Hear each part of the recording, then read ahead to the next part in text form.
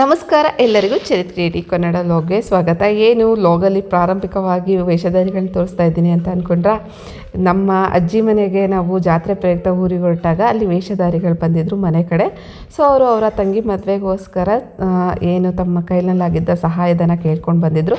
So ನಾವು ಅಷ್ಟೇ ನಮ್ಮ ಕೈನಲ್ಲಾಗಿದ್ದನ್ನು ಸಹಾಯಧನ ನೀಡ್ತಾ ನಮ್ಮ ಪಯಣ ಹೊರಟಿದ್ದು ನಮ್ಮೂರಿನ ಜುಂಜಪ್ಪನ ಜಾತ್ರೆ ಕಡೆ. ಯಾವ ಊರು ಅಂತಂದರೆ ದಾವಣಗೆರೆ ಜಿಲ್ಲೆಯ ಚನ್ನಗಿರಿ ತಾಲೂಕಿನ ಮರವಂಜಿ ಗ್ರಾಮದ ಗೊಲ್ಲರಟ್ಟಿಯಲ್ಲಿ.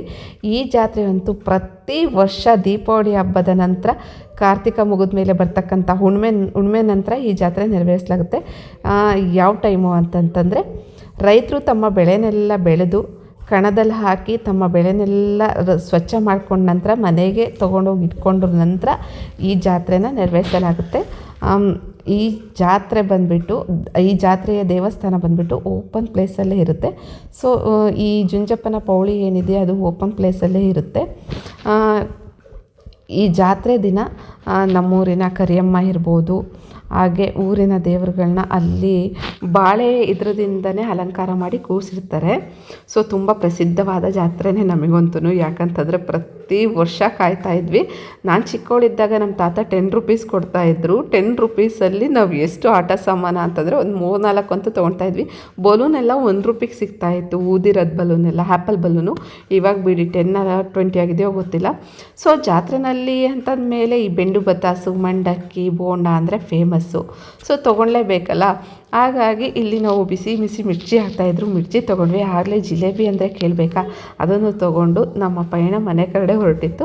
ಅದಾದ ನಂತರ ರಾತ್ರಿ ನಮ್ಮನೆಯವರು ಡ್ಯೂಟಿ ಮುಗಿಸ್ಕೊಂಡು ಮತ್ತೆ ಬಂದರು ನಂತರ ಮತ್ತೆ ನಾವು ಇನ್ನೊಮ್ಮೆ ದೇವಸ್ಥಾನದ ಕಡೆ ಪ್ರಯಾಣ ಹೋದ್ವಿ.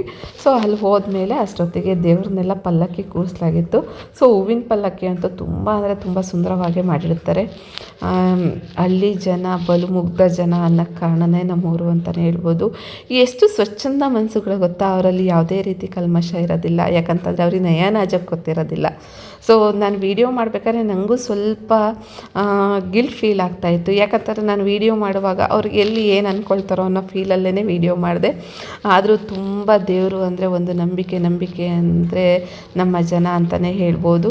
ಅಷ್ಟು ನಿಷ್ಕಲ್ಮಶ ಮನಸ್ಸಿನಿಂದ ತಮ್ಮ ಕುಲದೇವತೆಯನ್ನು ಆರಾಧಿಸಿ ಪ್ರತಿ ವರ್ಷ ತುಂಬ ವಿಜೃಂಭಣೆಯಿಂದಲೇ ಈ ಹಬ್ಬನ ಸೆಲೆಬ್ರೇಷನ್ ಮಾಡ್ತಾರೆ. ಅಷ್ಟೇ ಅಲ್ಲ, ಮಕ್ಳುಗಳು ಅಷ್ಟೇ ಈ ಹಬ್ಬಕ್ಕೋಸ್ಕರ ಪ್ರತಿ ವರ್ಷ ಕಾಯ್ತಾರೆ. ನೋಡಿ, ಇಲ್ಲಿ ನಮಗೆ ಗೊತ್ತಿರೋ ಅಣ್ಣ ಒಬ್ರು ಹಿಂಗೆ ಅಂದ್ಕೊಂಡು ಹೋಗ್ತಾ ಇದ್ದ. ಸೊ ಈ ದೇವ್ರಲ್ಲಿ ಬರ್ತಾ ಇರೋದು ಎತ್ತಿನ ಗಾಡಿ ಮೇಲೆ ದೇವ್ರ ಪಲ್ಲಕ್ಕಿ ಇಟ್ಕೊಂಡು ಅದರಲ್ಲಿ ದೇವ್ರನ್ನ ಕೂರಿಸ್ಕೊಂಡು ಬರ್ತಾ ಇದ್ದಾರೆ. ಬಟ್ ಯಾವುದೇ ಎತ್ತುಗಳ ಸಹಾಯ ಇಲ್ದಲೇ ನಮ್ಮ ಜನಗಳು ಅದನ್ನು ಹೇಳ್ಕೊಂಡು ಬರ್ತಾ ಇದ್ದಾರೆ. ಸೊ ಮುಂದಕ್ಕೆ ಬಂದಮೇಲೆ ಮೇಲ್ಗಡೆ ಸ್ವಲ್ಪ ಇದು ಕರೆಂಟಿನ ವೈರ್ ಇದ್ದಿದ್ದರಿಂದ ಸ್ವಲ್ಪ ಹೊತ್ತು ನಿಲ್ಲಿಸ್ಕೊಂಡ್ರು. ಸಾರಿ. ಅದಾದ ನಂತರ ದೇವ್ರನ್ನ ಪೌಳಿ ಸುತ್ತ ಒಂದು ಪ್ರದಕ್ಷಿಣೆ ಮಾಡಿ ತಮ್ಮ ದೇವ್ರನ್ನ ಊರೊಳಗಡೆ ಪ್ರದಕ್ಷಿಣೆಗೆ ಕರ್ಕೊಂಡು ಹೋಗ್ತಾರೆ ಅಂತ ಅನಿಸುತ್ತೆ. ಅದು ನನಗೆ ಗೊತ್ತಿಲ್ಲ, ಇದಿಷ್ಟೇ ಗೊತ್ತು. ಇದೇ ಫಸ್ಟ್ ಟೈಮ್ ನಾನು ನೈಟ್ ಕೂಡ ಹೋಗಿದ್ದು. ಸೊ ಆ ದೇವರು ಆಶೀರ್ವಾದ ಪ್ರತಿಯೊಬ್ಬ ಮನುಕುಲದ ಮೇಲೆ ಇರಲಿ. ಈ ಜಾತ್ರೆ ಸೆಲೆಬ್ರೇಷನ್ಗೆ ಪ್ರತಿಯೊಬ್ಬರು ಹೆಣ್ಮಕ್ಳು, ಮದುವೆ ಆಗಿ ತವ್ರ ಮನೆಯಿಂದ ಹೊರಗಡೆ ಹೋಗಿರೋ ಹೆಣ್ಮಕ್ಳು ಪ್ರತಿ ವರ್ಷ ಈ ಹಬ್ಬಕ್ಕೆ ಬಂದು ಅಲ್ಲಿ ದುಗ್ಲ ಹೋರೋ ಪದ್ಧತಿ ಇದೆ. ಕಾರಣ ಇಷ್ಟೇ, ಚರ್ಮ ಕಾಯಿಲೆ ಆಗಿರ್ಬೋದು, ಯಾವುದೇ ಕಾಯಿಲೆಗಳ ಆಗಿರ್ಬೋದು, ಹಾಗೆ ಹುಳಪಟೆಗಳು ಕಾಣಿಸ್ಬಾರ್ದು ಅನ್ನೋ ಕಾರಣಕ್ಕೋಸ್ಕರ ಪ್ರತಿ ವರ್ಷ ಬಂದುಬಿಟ್ಟು ಇಲ್ಲಿ ದುಗ್ಲಕ್ಕೆ ಕೊಬ್ಬರಿ ಮತ್ತು ಕರ್ಪೂರ ಹಾಕಿ ಕಾಣಿಕೆನ ಹಾಕಿಬಿಟ್ಟು ದುಗ್ಲ ಓದ್ಬಿಟ್ಟು ನಮಸ್ಕಾರ ಮಾಡಿಕೊಂಡು ಹಣ್ಣುಕಾಯಿ ಮಾಡಿಸ್ಕೊಂಡು ಹೋಗ್ತಾರೆ. ಇದಿಷ್ಟು ಅಷ್ಟೇ ನಾವು ಮಾಡೋದು. ತುಂಬ ವಿಜೃಂಭಣೆಯಿಂದ ಏನೂ ಮಾಡಿಲ್ಲ ಅಂದ್ರೂ ತುಂಬ ಮನಃಶಾಂತಿಯಿಂದ ಈ ಹಬ್ಬನ ಸೆಲೆಬ್ರೇಷನ್ ಮಾಡ್ತೀವಿ.